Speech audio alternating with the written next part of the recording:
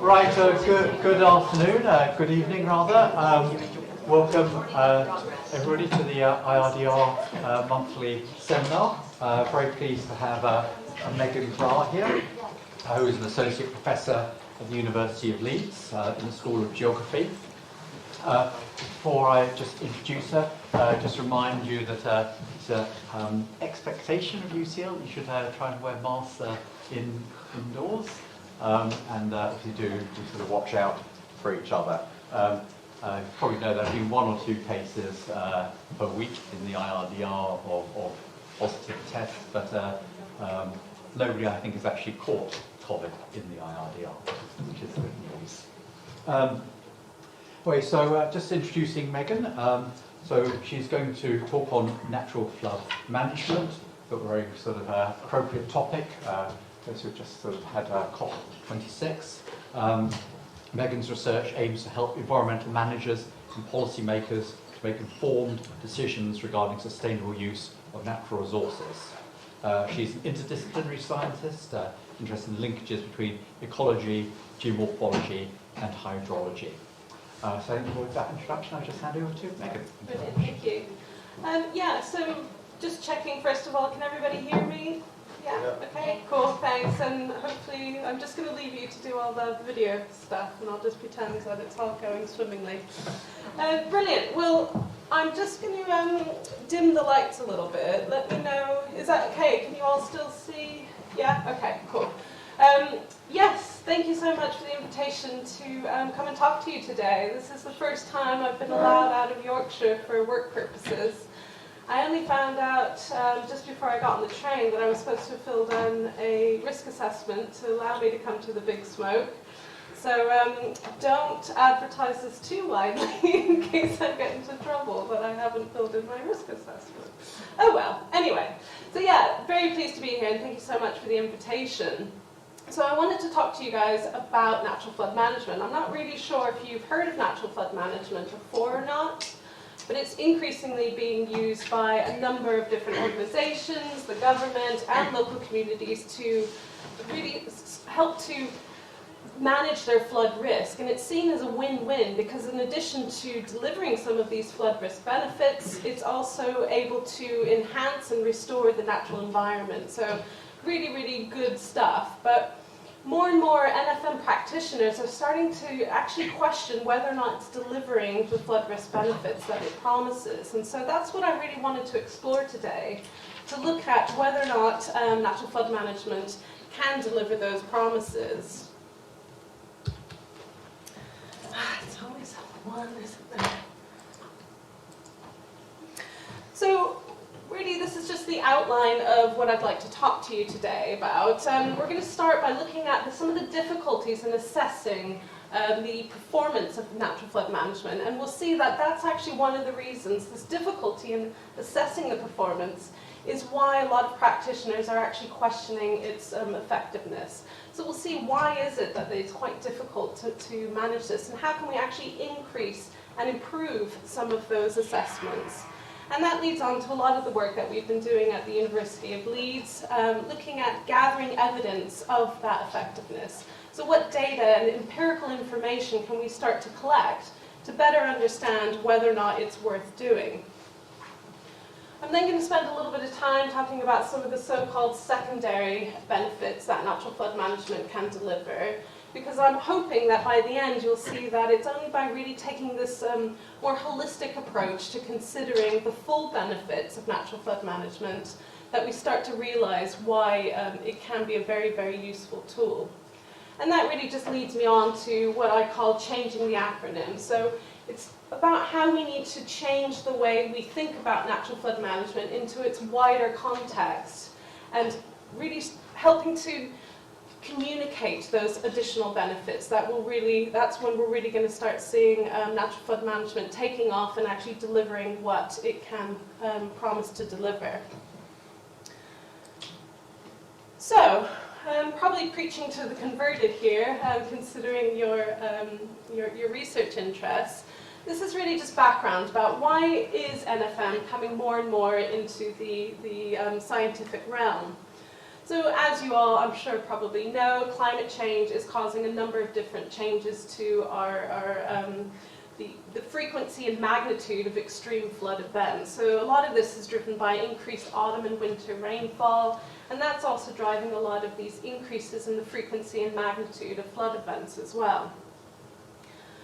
So only in about the last 15 years, it feels like we're just constantly getting some of these really big flood events. And so this has driven a lot of policy reviews, most notably in 2007. Some of you may remember the really devastating 2007 floods that happened in that summer. It was seen as one of the biggest peacetime emergencies that the country's ever faced. And that was really because of the scale and the extent, as well as the complexity. It had huge impacts on our transport, our infrastructure as well. And that drove the PIT review, which was brought out in 2008. And that was looking at our current flood management priorities and how we were actually managing our local flood risk. And it started to really introduce this idea of not just relying on some of these hard defenses, not just looking at these urban environments downstream of areas, but thinking about where a lot of the rainfall is actually falling and where some of the flood waters are originating from. So looking at the upland areas and thinking about how can we look at more soft engineering and using those sort of softer approaches to manage the flood risk. And so that's really where a lot of this has come from. And I'll speak about that and just how much the government has really sort of embraced this idea a bit later. So natural flood management, basically the main aims in what natural flood management is trying to do is to restore and enhance some of these natural features and characteristics which are able to manage the sources as well as the pathways of floodwater. So we do that in two main ways, and that's through slowing and storing some of the floodwater. And we can do that by delaying water actually entering the river. So if rain is falling on upland areas, which tend to get most of those convective storms, etc., if we can delay that overland flow entering the river, as well as storing some of those floodwaters, we can start to have an impact on the downstream flood risk. And there's also a lot of research which is looking at trying to delay and desynchronize some of those flood peaks. Where's my pointer? I've lost it already. So this figure is doing a really good job. Let me just make sure it's on. Does a really good job of sort of illustrating what the aims of natural flood management are. So it's taking that flood peak, all of that flow that you can see at, above the line there, and actually increasing the amount of time all that water takes to transit through the catchment. So we're trying to reduce that peak, increase that time so that we can keep it below some sort of a managed flood level. So this is where our hard engineering, etc., is able to cope with that. So we're trying to slow and store some of this flood water.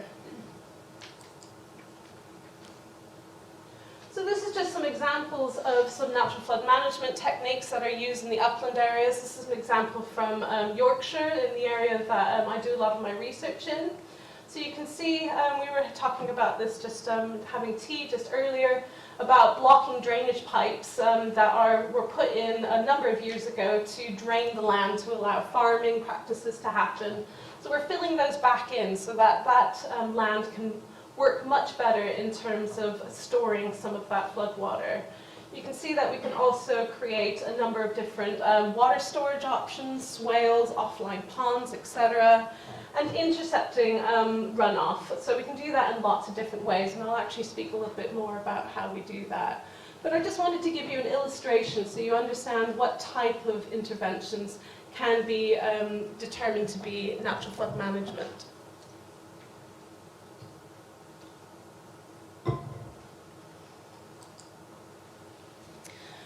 So as I said, the government really jumped on the bandwagon of natural flood management, and this really culminated in 2017, where they made £15 million of money available. I went for one of those grants, and I didn't get it, and I'm still bitter about it. So they had a huge amount of funding available, and you can see this is an example of more than 60 different projects that received some of the funding.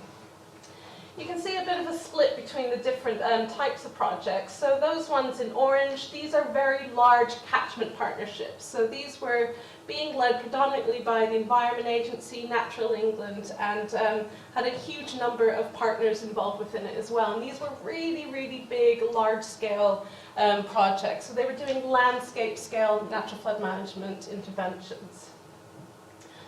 On the opposite end, you had these ones that are shown in blue, and these were the community-led projects. So these could be actual communities who had experienced flood risk, high flood risk, as well as some local charities. So think Rivers Trust, Wildlife Trust, etc. And these were much more smaller in scale, and they were trying to fix very targeted flood risk issues. But all of them had a huge number of different NFM interventions that were used and introduced. So a lot of woodland planting, putting instream wood or large wooden dams, which again I'll talk about in a bit, peat and river restoration, etc. So huge amounts of money going in to deliver a lot of these natural flood management projects. Oh, I keep forgetting this doesn't work. So Alison Kay and her colleagues at CEH quite recently looked at a number of these projects, as well as other natural flood management projects that were reported in the literature. And they actually were trying to understand whether or not any of these projects were delivering any changes in flood risk. So you can see they identified about just over 40 studies that they could use and extract information to look at whether or not there was any significant decrease in downstream flood risk. So you can see those are shown in those inverted red triangles, and you can see that the majority of those cases were found to decrease flood risk at some point. That's what they were reporting. But you also saw a few of these studies actually showing that there was either no significant effect, it didn't have any effect on the flood risk around in that area, and in some cases, as well as decreases, they could actually increase flood risk as well. So this was a bit of a surprise in terms of finally somebody got all the data and information together from those different projects. And they found that basically there were really big conflicting results. And they decided that a lot of this was down to differences in catchment size. So where catchments are very large, they tended not to show any change or even improvement in flood risk. The scale of intervention was also very important. Obviously, if you're doing these really large landscape scale interventions, those also tended to show a much better impact and improvement in the downstream flood risk. And there was also a big difference in terms of the event magnitude. Anything from 50-year return period and above, they just weren't seeing any impact that these NFM interventions had. But personally, what I found even more sort of mind-boggling is that when they actually looked at the data that was behind all of these, and they found that 75% of those studies were modeling studies. So they didn't actually make any changes. They just took and manipulated some of the models to look at what they think the NFM interventions would have. So most of this data is just sort of based on model data, which I found really, really surprising. So what happens when we actually think about that 25% of studies that actually had observed data? What did they tend to show? So again, it kind of went along with what they found in a lot of the model data. It was those large-scale NFM interventions that were having the biggest impact. And I just want to sort of put this into context, really, about what we mean when we talk about large-scale. So in one instance, it was a 1.5 kilometer stretch of river, and it had 35 offline ponds along this whole stretch. And so huge amount of interventions that were happening. And this is an example in North Yorkshire at Pickering, which uses and touts itself as a natural flood management project. And they do have a number of different NFM interventions like wood in rivers and everything else. But what creates most of the flood risk benefit is actually this huge sort of dam, basically. It's this really big bund that creates this really, really large storage pond. And that's what's driving a lot of that saving in terms of downstream floodwaters. So these are really large-scale NFM interventions. And those are what's driving a lot of what the observed decreases in flood risk. But even with that, there were always very little effect on some of these large events. Again, I think one or two actually showed that moving up to about a 100-year flood return, they did see maybe a 1 or 2% change in the flood risk. But by and by, what Alison Kay and her colleagues found is that NFM alone is not going to protect us from any of these large-scale flood events. It's just not able to cope with these really large floods.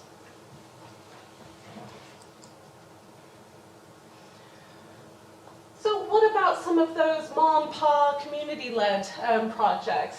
That sounds really mean. They aren't ma and pa. They are actually really well sort of done. So that was a bit mean of me to say, so I apologize. So what about some of those? So this is an example of some work that we've been focusing on. This is in Hardcastle Crags. So this is in West Yorkshire in Calderdale. So this community was really quite badly affected by the Boxing Day floods in 2015. So this area has really steep-sided valleys, all of which lead, of course, straight into a river, and these communities are all along that river. So after these floods in 2015, they started getting a grassroots community sort of institution together, and what they started doing was actually putting in stream. They got a load of volunteers together and started putting in leaky dams to try and start having some impact on the flood risk in the local area. So they also later, they got some of that 15 million 2017 government money as well. So we then wanted to look at, okay, so what impact do some of these smaller scale NFM interventions have? And I will talk about some of this in a little bit later in the talk. So off we went to try and collect some of this evidence. So at the University of Leeds, we have quite an active natural flood management group. And so a lot of us are interested in these three different areas. So the first one being soil and land management. We've also started looking a little bit into woodland planting, but a lot of those results are still yet to come through, so I'm not really going to focus on that. But I will be speaking a little bit more about leaky wooden dams, because that's an area of NFM research that I'm particularly interested in. So starting just at the beginning, again, apologies if I'm preaching to the converted, but a lot of soil and land management is all trying to have some sort of impact on that rainfall runoff generation. So pretend we're in Yorkshire, and when we're in the upland areas, and of course this is equally applicable anywhere else, you get precipitation, and you might get some interception as well as throughfall from the vegetation in that area. And you might also see that some of that rainfall can be held within some of these topographical features, some depression storage. And you also get a little bit of infiltration of that rainfall down into the soil as it just starts to sort of seep down into that soil layer there. But generally what you'll see is that most of that flow will, most of that rainfall will make up overland flow. There will be some subsurface flow, I will grant you that, but the majority of it will be this overland flow. And so you can see that rainfall is just going to start coming down off of those hill slopes and making its way into the rivers there. So if we want to reduce the flood risk and the flood and flow discharge within that stream, we need to start getting a handle on that overland flow. So there's three main ways that we can sort of start to control and limit some of those overland flows. So the first is to increase the infiltration capacity of the soil. So if we make it spongier in terms of it holds more water and is able to soak up more water at those locations, either where it's falling or as it makes its way down the hill slope, we can start to limit some of that overland flow. We can also reduce the velocity and the time that the overland flow takes to get to the stream at the bottom of that hill slope there by increasing the roughness of the hill slope. So if we encourage vegetation to grow and to be very complex, we can reduce some of that overland flow. And where we are getting these flow pathways, maybe we can actually intercept them and divert them away from the rivers so that it's not making up some of that stream flow. So we can build bunds, a bit like I showed in that picture previously, to start storing some of that overland flow. So these are three of the different ways that we can try and start to control that overland flow. So we started looking into some of these. First of all, this is some work that was done by a former Masters by Research student, Lorna Kingsbury-Smith. She's now at ACOM. So we wanted to get an understanding, first of all, about land management. How you manage the environment impact the infiltration rates within that soil. So you can see we collected data on infiltration. We put them through a permeameter to look at how quickly and how permeable those different soils are underneath these different land managements. So as you can see, hay meadow had the lowest permeability. So this wasn't letting any water soak down into it. So it's going to generate a lot more of that overland flow, and then hence it will create a lot more flow generation as well. So this hay meadow, it sounds, ideal, and you're thinking, well, hay meadow sounds wonderful. But in this instance, when we say hay meadow, it's an area that's grazed, and it's also cut twice a year using heavy machinery. So you can imagine that all of that livestock and the heavy machinery is just starting to compact that soil. So you can see that that's being shown in those permeability scores there. And then grazing also is having an impact, and that's the next lowest in terms of permeability. And so then we were starting to look at how we might be able to increase some of that infiltration. And you can see that planting woodland, so underneath a woodland canopy, you tend to get much higher permeable soils. And then what was surprising is that if you actually fence off sections of the riparian area to stop wildlife getting to it and grazing, and you allow a lot of the vegetation to regrow, that had a very significant impact on infiltration. And then this is some really cool work that's been done by a PhD student at the University of Leeds, Steph Bond. She devised this really cool flume experiment. And so she was interested in the different types of land management and the surface roughness that they have and how that limits some of the velocities of those overland flows. So she created this flume experiment where you can see it gets dug down just a couple of inches really, and then she simulates rainfall at the top using this Bowser, and that water at the top that she can change the rainfall rate of has a rhodamine tracer, and so then she actually times and looks for how long it takes for that simulated rainfall to make its way down and hit that spectrophotometer at the bottom there. And so she tested this under different land management scenarios, and what she was finding is that first of all, the seasons significantly impacted the flow rates. Intuitively, we know that, but what's important is that we don't take any of this into consideration when we start thinking about modeling as well as the management of them at different times. So if in winter, when everything's dying back, we're going to start seeing much higher overland flow velocities, and that's exactly when we don't want to see some of those overland flow velocities. So it's just making us start to understand just how the land management can impact these different overland flow velocities. So I had to get obviously on the modeling bandwagon because everyone else was. So we were using some of this information that we collected in the field on surface roughness as well as the infiltration, and we started looking at how we would actually be able to model changes in the land management and its impact on these overland flow generation processes using something called the spatially distributed top model, which is actually different from the top model that some of you may have heard of before. What's really quite interesting about this model is that it's, the scale of it is dependent on the underlying digital elevation model. So in a lot of instances, we can have up to about a 1 meter cell size, and each of those cells has its own rooting matrix, and we can actually change some of these different parameters like surface roughness, hydraulic conductivity, etc., to, for the first time, simulate a much smaller scale of natural flood management features. And then we couple this to a hydrological model, and then we can look at how the different land management features impact on downstream river flows at this outlet here.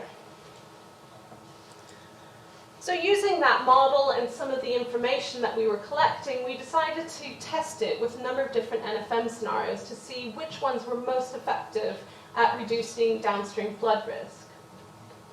So this again was some work that was done by Lorna at a small catchment in Yorkshire called Bishopdale.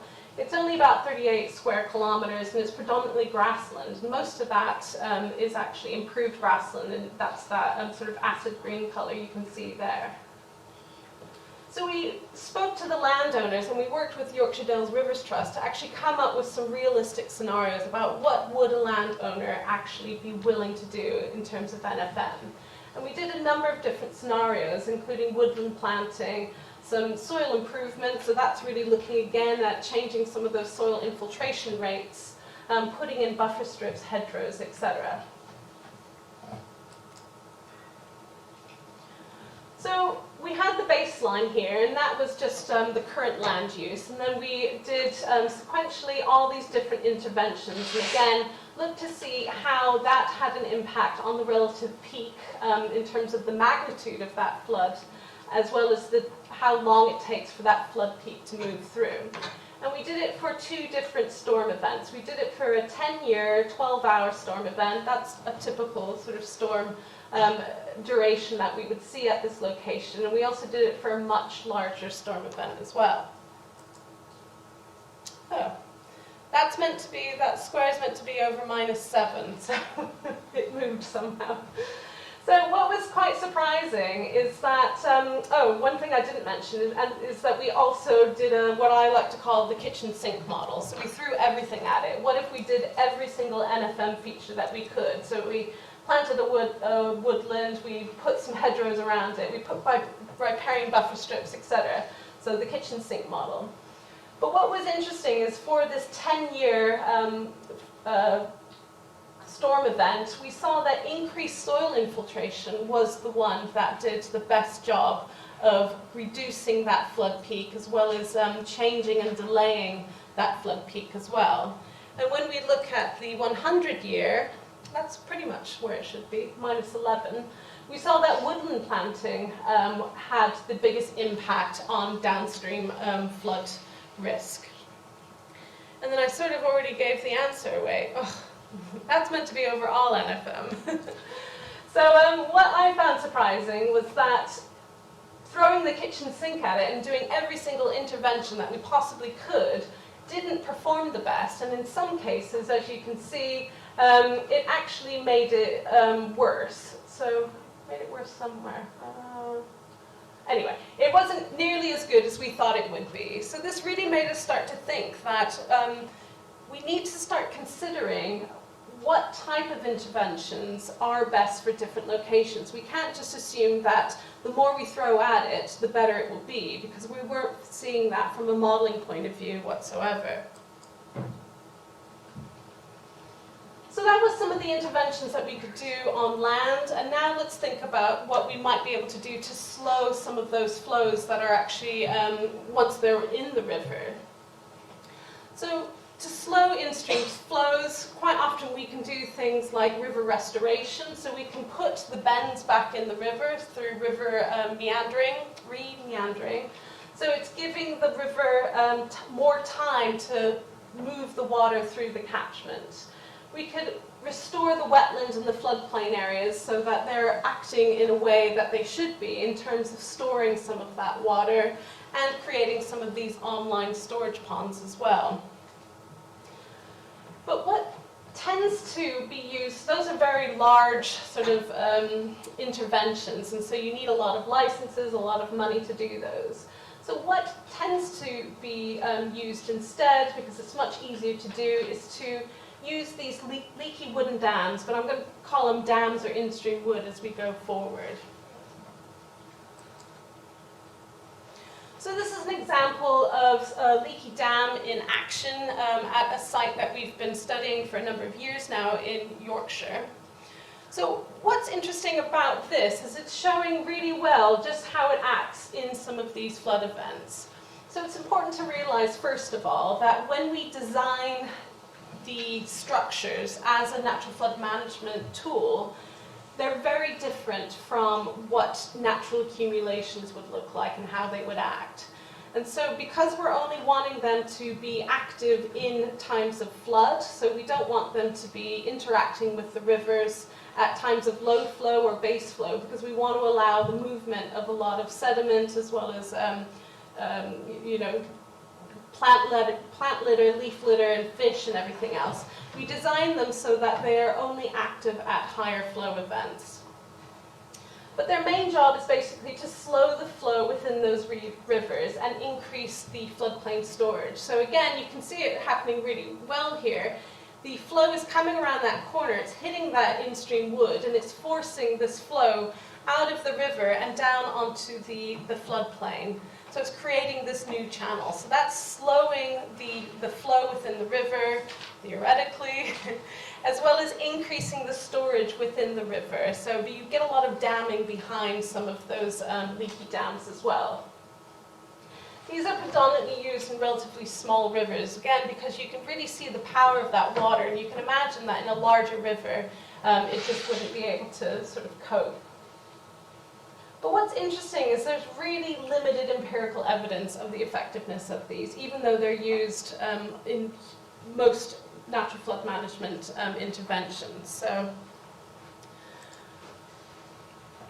what we found is that the problem is it was really hard to assess the effectiveness of these interventions. That's because, again, these were prominently modeling studies that showed that exactly what they thought the impact would be.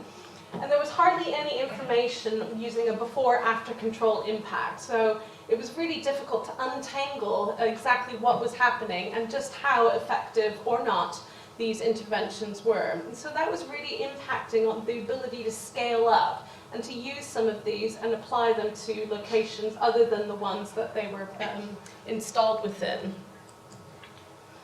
So that led to some work that was done by a PhD student who just submitted, actually, Zora. And so we took two different streams. So we had a control stream, which we were monitoring for 2.5 years constantly.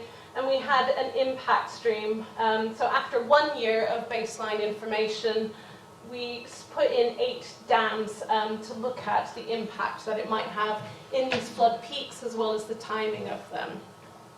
So in order to assess the impacts, we put these loggers at the upstream and downstream of the reach so that we could look at the timing differences between them. So this is data hot off the press.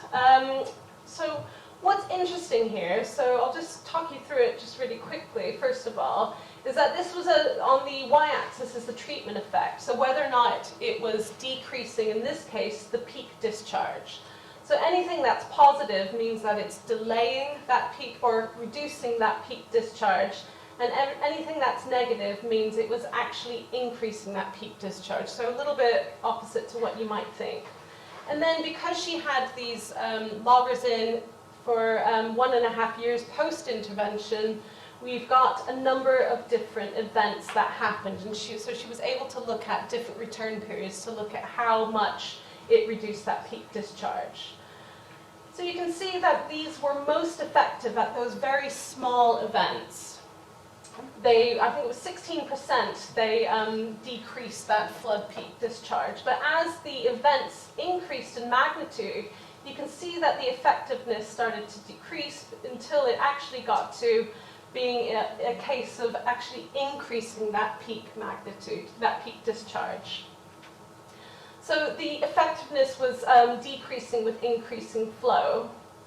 And what she found when she actually looked at seasonal differences is that these were most effective in summer. So these were these convective storms that were coming in and just creating really localized, very high magnitude events. And that's when we started to see that they were doing well. But once the flow was getting too big, they just weren't coping.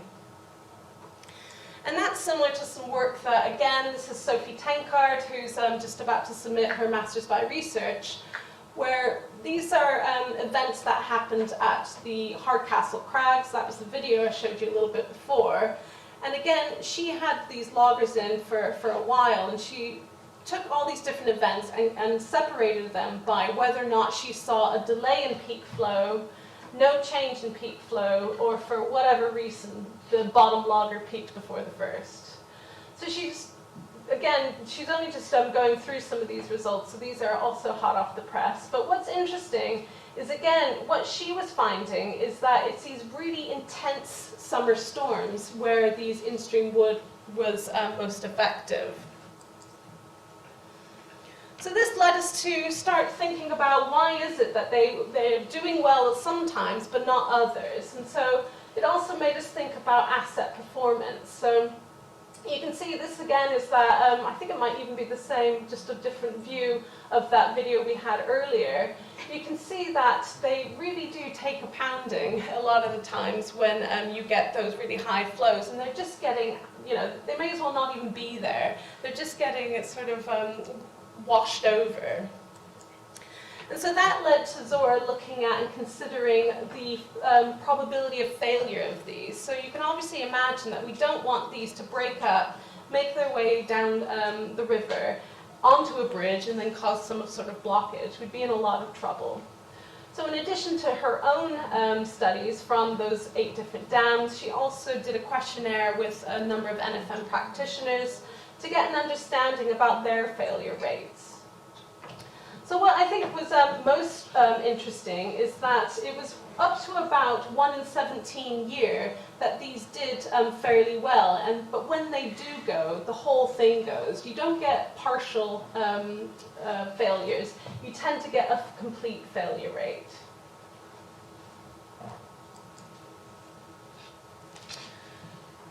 So it's quite interesting because, again, as I was sort of alluding to, we tend to think that natural flood management is going to allow us to start to cope with some of these really big events. That's certainly what a lot of sort of bigger organizations, maybe even the government, are thinking, that it's another tool that we can use in our toolbox to cope with some of these very large events like the 2007 or the 2015 Boxing Day floods. But hopefully I've started to show you that that's not really what they're designed well for, and what they tend to do instead is to cope with a lot of those much smaller flood events.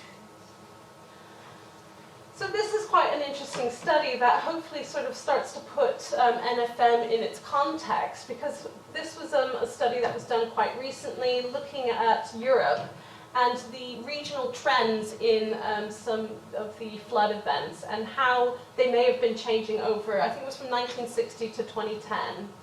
And so what they were finding is, in our area at least, some of these smaller catchments are getting much larger floods, and these tend to be, again, these convective summer storms. So we're getting more and more of those. And on the other hand, much larger catchments are experiencing reduced flood magnitudes. So maybe NFM actually does have a part to play as we move into the future, because we're going to start seeing some of these much more frequent summer events. So in addition to that, maybe what's changing in terms of the future climate change, we're also seeing a changing policy landscape. So following Brexit, we're starting to move away from a lot of the EU legislation that up until now we've been a part of. And so in addition to the Environment Bill, which is still in the House of Commons and Parliament and making its way through, the Agricultural Bill works in tandem with the Environment Bill. And that one was actually passed through last year. And this one's really quite interesting. I don't know if you guys have sort of had much kind of to do with it. But it's moving away from the common agricultural policy and all of the sort of payments for farmers that up until now were done from an EU point of view. And instead it creates our own payment system, which is called the Environmental Land Management Scheme, or ELMS. But what's interesting about this is that in addition to paying farmers for producing food, etc., that it's also got this element of public money for public goods. And so you can't just get money to sort of create, produce corn, however many tons per hectare. You're also expected to look at improving soil health, water quality, biodiversity, etc. So we're starting to see a shift away, and the use of some of these additional benefits in our schemes. And NFM, again, plays really well into this, because we've already seen that different NFM techniques in terms of land management can increase soil infiltration. That has a lot of really good soil erosion benefits, as well as benefits for biodiversity. And also putting in some of these buffer strips and planting trees are all going to be good for biodiversity.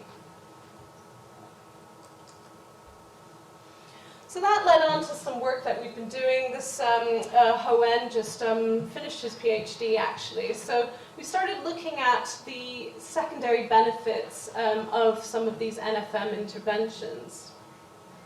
So I'm going to start kind of galloping a little bit here, because I just saw the time, sorry.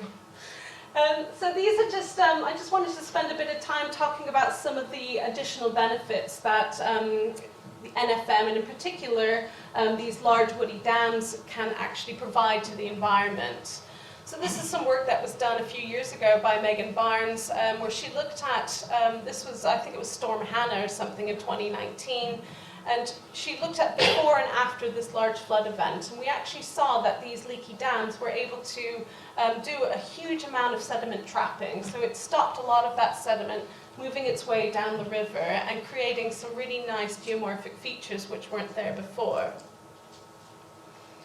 And this is some work that I did a few years ago, which was looking at the role of large woody debris, large wooden dams, in creating these biogeochemical hotspots. So these biogeochemical hotspots are locations where surface water and groundwater interact. And these are important because they're each bringing different constituent elements where microbial activity is enhanced, and we can actually start to see some attenuation of nutrient pollution. So nitrates in particular, at these biogeochemical hotspots where we see surface water downwelling and this hypereik exchange flow, they can be really important for dealing with a lot of that water pollution in those areas. And again, this is some work, lockdown was quite kind because it gave me a little bit of time to work on some data from a number of years ago, where we looked at, this is a longitudinal profile along a river, and you can see that the arrows are denoting where large woody debris is located. And we were looking at the hottest and the coldest day and what impact the leaky dams had on the temperature within the stream bed. And what we found is that although the leaky dams resulted in reduced thermal buffering, so in those locations where there was no wood, we tended to see that the temperatures were quite stable. Where the leaky dams were, so this is on the hottest day, you could see that there was a huge warming event within the soil, the stream bed here. And then conversely, with the coldest day, you saw an intrusion of cold water, surface water, into the stream bed. And that can have really important impacts on stream bed dwelling biota. Sophie's also looking at this location where there were, I think it was like 600 leaky dams have been installed by volunteers, and she's trying to understand what the human benefits could be on the local community. And so what she's finding, again, she's just in the process of writing up, is that following a questionnaire of 51 local residents, they all reported that they felt that the NFM had real benefits to their community, as well as personally through mental health benefits, in terms of increasing the resistance and resilience of these communities to dealing with flood risk. They started to feel that they were basically able to start to have an impact and to improve their local environment. And that's, I think, a sort of a result that hasn't really been looked at before. So I'm just on, I think, my second to last slide. So this leads me really to talking about changing the acronym. So up until now, everything in sort of the scientific literature is about natural flood management, flood risk management. But what we see is that NFM is just one of many different facets of this wider working with natural processes.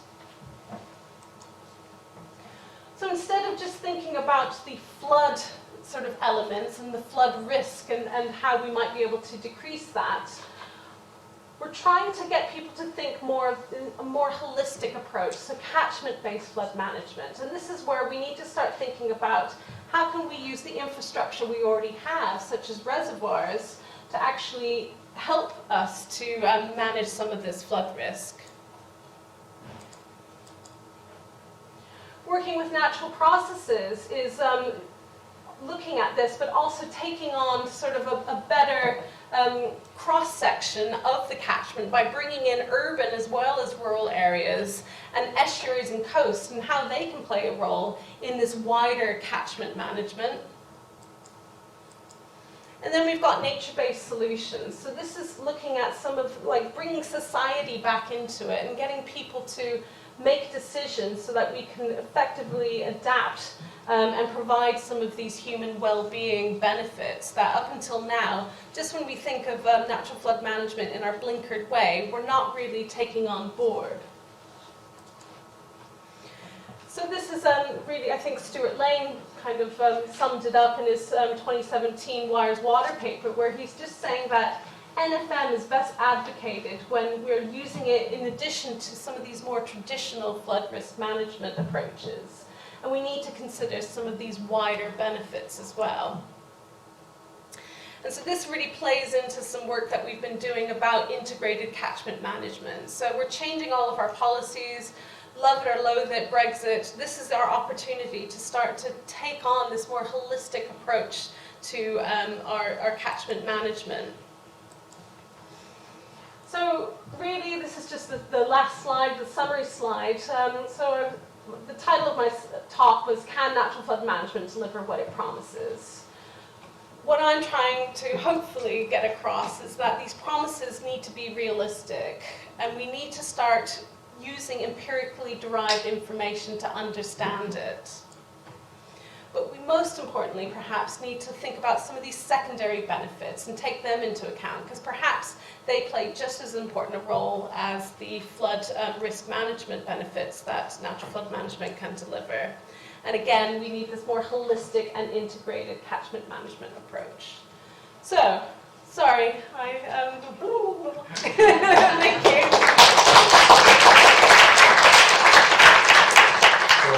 Thank you very much. So thank you. So we've got time for a few questions, and I think I've been also might text a few questions as well from people who are watching on the webinar. But first of all, David. Yes, thank you for a very interesting talk. I was wondering if you would suggest what climate change is going to do, and perhaps what the natural flood management with respect to these possible changes might be. Yeah, I think climate change definitely, I think we're probably going to get a double whammy of not just these really... So we're already seeing our 1 in 100 year return periods are already increasing, you know, as we move forward. Every 1 in 100 year flood event is moving that even further. So we're going to see much larger big events. But at the same time, because if we're seeing a warming atmosphere, we're going to see an increase in some of these convective summer storms. And so I think it's a bit of both. But NFM, I think, can perhaps deal with some of those smaller events. But again, we certainly need to take this more integrated approach and still use some of the hard engineering in tandem with some of the softer ones as well. Oh, yeah. I was just wondering, because you mentioned obviously a lot of different interventions that have been tried out, and I'm sure there are more.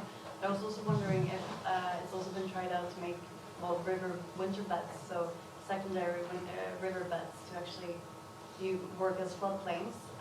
Obviously they work better on flatlands, but I was wondering if that's also a thing, because I know, for example, in the Netherlands it's been highly successful. So. Yeah, that's quite interesting. It hasn't. I don't think anybody's really thought about that, but there has been talk about using canals and other existing infrastructure to manage it. But I think they're tending, rather than rivers, because they will still transport the water, it's more ponds, so retention ponds. And that has a really interesting sort of parallel with droughts. And so can we store water when there's lots of it, and then use it when there's not a lot? And that's an area that we're starting to get into, because I think it's important, again, for this integrated management to use it when we've got it and keep it, to use when we don't. So thank you very much. That was very enlightening to me, because I don't know much about flood management. Now, in terms of, they say you use a lot of models. In terms of the outcome measure that you use to see whether a particular intervention has been effective or not, is it inundation or area cover, or is it some sort of financial measure that you integrate with as well, like who did it affect and how much, or do you include that as well? When we do natural flood management to model to see what works, then it tends to be inundation, so it's all just about storage. So a lot of the literature is reporting on how much is stored, what amount of the peak is decreased, and what the delay is. But one thing that I put on the slide but I didn't really go into is that natural flood management is really good for those locations that have a low cost-benefit ratio. So normally when you're looking at hard engineering, it needs to be the properties, the number of properties affected, the number of people, the infrastructure, and these locations in these rural environments are never going to win when it comes to that. So this is why natural flood management is very useful as a tool in some of these more rural locations, so that when we do take into account some of these financial kind of indicators, it can be brought in. But then maybe we need to then talk about carbon storage. What is that in terms of the financial gain that we get? But it's really not looked at the moment. But I think we are starting to move into that direction. So, question, Dan? There is this online question asking by Professor Mohammed Shams. Hi Megan, I'm Shams, Associate Professor at UCL IRDR. Really enjoyed your talk. I'm aware that in the UK, groundwater flooding is a significant contributor to flood risk. In your assessment study of the effectiveness of various NFMS, did you see any study, especially considering groundwater flooding, in their interventions, either physical or via modeling? No, nobody looks at groundwater at the moment is the answer to that, and they certainly should, because as you said, if we're increasing infiltration, that's obviously, hopefully, eventually going to make its way to the aquifer, and then that could obviously influence groundwater flooding. So we have done some work, I've done some work in the past looking at groundwater flooding. I think it was Basingstoke in 2007 was really, really affected by groundwater flooding, but it's an area that a lot of, I think, flood risk modelers, could sort of shy away from, mainly just because groundwater is so hard to model, to understand where the aquifers are and to understand what's happening in it. But yeah, it's certainly an area that needs to be addressed. Yeah, So we've got two quick final questions, just one there, and then, so very quickly. Thanks very much. It was very interesting.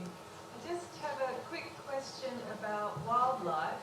I assume if the leaky dams are above the base flow that you don't assume there'll be an impact on fish or other aquatic life, but do you have data on that, whether there's positives or negatives? Yeah, thank you for asking, because this is actually what my PhD was about. So I was saying to Peter earlier, I got into natural flood management sort of in a weird way, because my PhD was looking at deglaciation in Alaska and what features I needed in order to allow salmon to colonize these new rivers following deglaciation.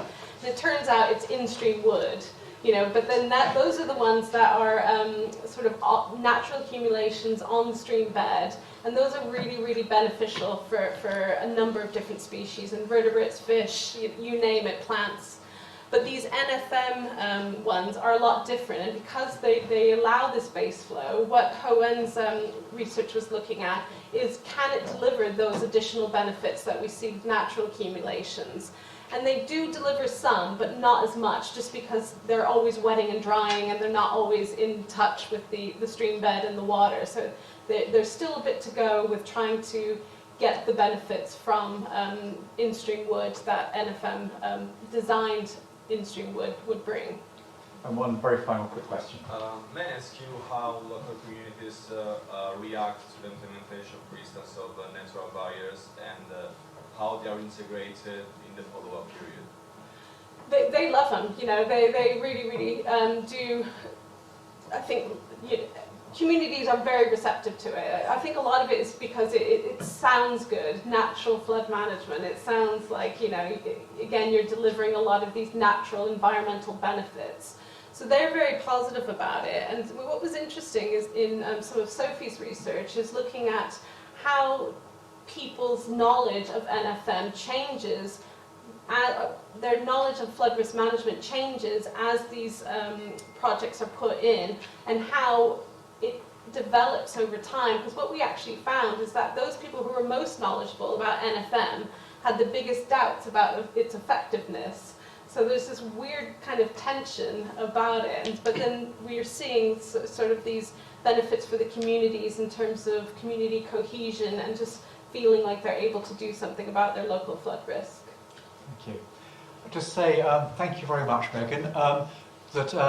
Megan has to go back to Leeds this evening, so quite soon. But we will go to the Houseman room very briefly, and so if there are any further questions, do come along there. And with that, I'd just like to thank Megan for a really interesting and stimulating seminar. Thank you very much. Thanks, everyone.